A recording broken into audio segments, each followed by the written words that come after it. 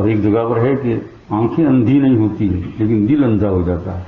کیا مانا آنکھیں اندھی نہیں ہوتی؟ یعنی آنکھ اندھی ہو جاتی ہے، روشنی چلی جاتی ہے، لیکن اس کا اتنا نقصان نہیں ہوتا ہے، بلکہ بعض اوقات بہت ثواب ملتا ہے اگر آدمی نے صبر کیا تو. لیکن اگر دل اندھا ہو گیا تو ہمیں اس کا وبال دونوں جگہ پر ہے، دنیا اور آخرت دونوں کے اندر ہے. یہ فَإِنَّهَا لَا تَعْمَى الْأَبْصَارَ وَلَكِنْ تَعْمَى الْقُلُوبُ الَّتِي فِي الصُّدُورِ. قرآن پاک میں اس کو پڑھو.